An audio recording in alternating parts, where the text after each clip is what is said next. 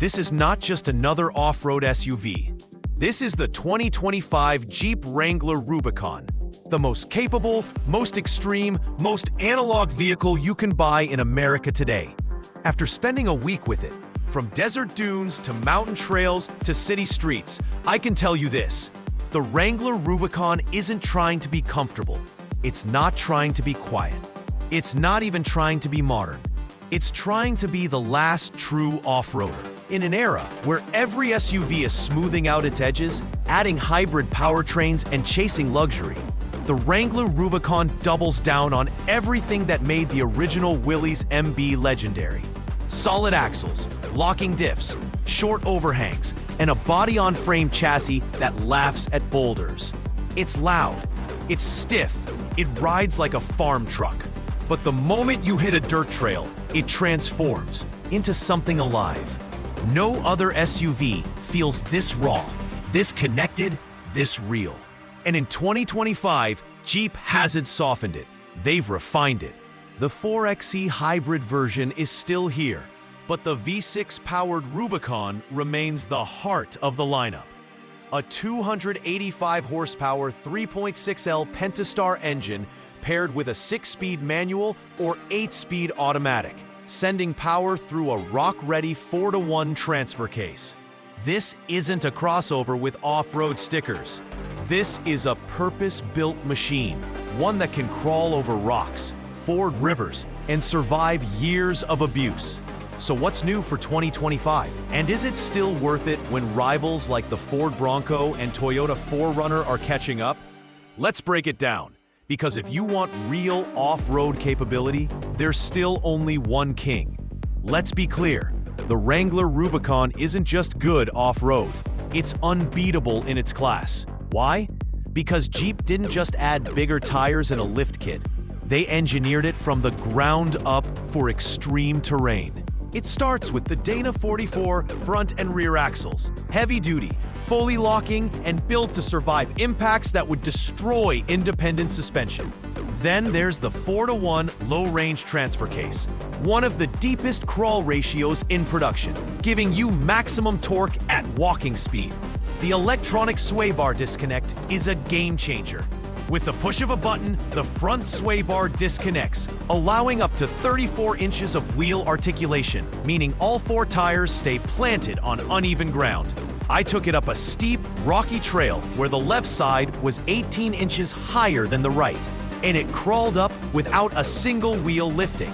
That's not luck, that's engineering.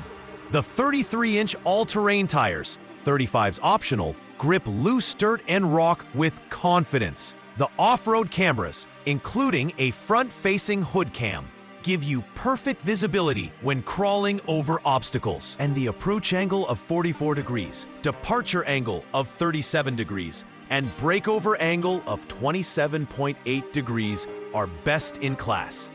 It can ford 30 inches of water, enough to cross most streams without fear. This isn't adventure-ready. This is survival-grade.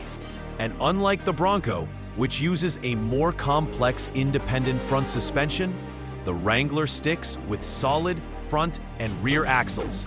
Simpler, stronger, and more reliable in the long run. If you're planning a Baja run, a Moab trip, or just want to know your SUV can handle anything, the Rubicon is still the ultimate choice. Now, let's talk about the elephant in the room. The Wrangler Rubicon is terrible on the road. And that's not an exaggeration. It's the price of capability. The solid axles and stiff suspension that make it unbeatable off-road also make it jarring, noisy, and unstable on pavement. At highway speeds, it feels floaty. The steering is vague. The body rolls in corners. Wind noise is constant. Road thump, relentless. It's not just uncomfortable, it's exhausting on long drives. The V6 engine is smooth enough, but it's not fast. 0 to 60 miles per hour in 7.5 seconds is slow for 2025, especially compared to the Bronco's 2.7-liter turbo or the 4Runner's upcoming hybrid powertrain. The 6-speed manual is a joy for purists, but rare. Most buyers go for the 8-speed automatic. which is competent but unexciting. The infotainment system is better than before. 8.4-inch touchscreen, wireless Apple CarPlay, Android Auto, but it's still behind rivals in responsiveness and design. And the ride quality? It's like driving a shopping cart with suspension. But here's the truth. You don't buy a Rubicon for the highway. You buy it for the trail. And if your daily commute includes potholes, gravel, or snow, the Rubicon handles it with ease. For everyone else, the trade-off is real. This isn't a luxury SUV. It's not even a comfortable daily driver. It's a tool, one that sacrifices on-road refinement for unmatched off-road dominance. Inside, the Wrangler Rubicon feels like a work truck, because it is. The materials are durable, not luxurious. The dash is covered in hard plastics. The switches are big and chunky, perfect for gloved hands, not premium feel. But it's also functional. The seats are supportive, with good bolstering for off-road use. The Uconnect infotainment is simple and intuitive. The gauges are clear, with a useful off-road display showing pitch, roll, and compass. The removable doors and fold-down windshield are still here. The ultimate open-air experience.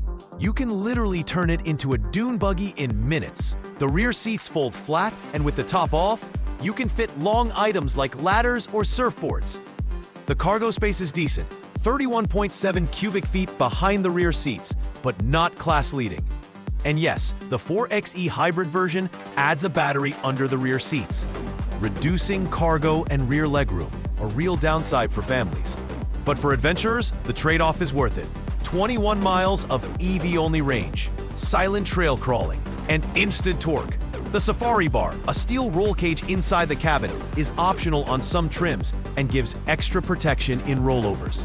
And the available 360-degree camera helps in tight spots. This isn't a tech-heavy cockpit. It's a mission-focused one, built for durability, not luxury. So, is the 2025 Jeep Wrangler Rubicon still worth it? If you want the most capable off-road SUV on the market, absolutely. No other vehicle can match its combination of solid axles, locking diffs, approach angles, and proven reliability. The Ford Bronco is a worthy rival. More refined, more tech-heavy, but it's not as bulletproof. The Toyota 4Runner is tough, but outdated. The Land Cruiser is gone. The Rubicon stands alone. And in 2025, Jeep hasn't diluted it. They've kept the manual, the solid axles, the removable top, everything that makes it real. Yes, it's loud. Yes, it's stiff. Yes, it's slow. But it's also honest. It doesn't pretend to be a luxury SUV. It doesn't hide its flaws. It's raw, rugged, and ready for anything. And for a certain kind of driver, the weekend warrior, the overlander, the person who measures freedom in trail miles, that's exactly what they want. This isn't just a car, it's a lifestyle. And if you're going to buy one, buy the Rubicon, because if you're not going off-road, you don't need it. And if you are, nothing else comes close. Would I take the Wrangler Rubicon over a Bronco or 4Runner? If I wanted pure capability and analog driving, yes. If I wanted comfort and tech, maybe not. But I'd want one in my garage. What do you think? Is the Rubicon still king? Could you see yourself in a Jeep that rides like a truck? Drop a comment below. Smash that like button if you want more honest off-road reviews and real-world comparisons. And subscribe, because we're not just covering SUVs. We're tracking the ones that go where others can't. Until next time, stay off-road, stay free.